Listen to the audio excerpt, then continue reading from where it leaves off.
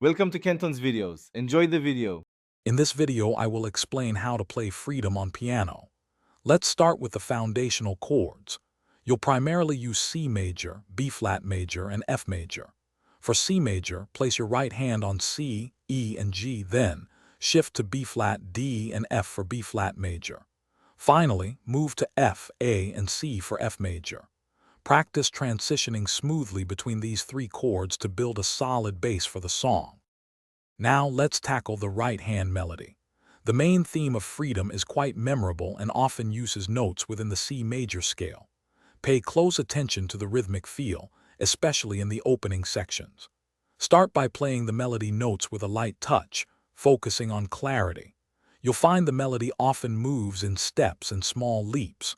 Practice this section at a slow tempo, gradually increasing your speed as you gain confidence.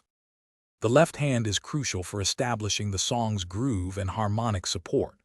You'll primarily play the root notes of your chords, C, B flat, and F.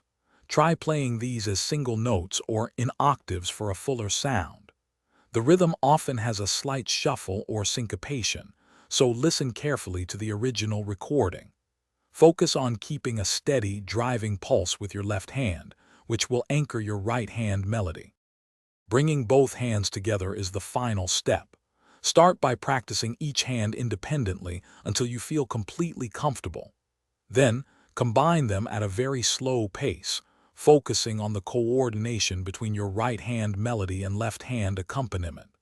A metronome is an excellent tool for developing accurate timing. Remember, consistent practice, even for just 15 minutes each day, will significantly improve your playing and help you master freedom on the piano. Thanks for watching. Consider subscribing if we helped you.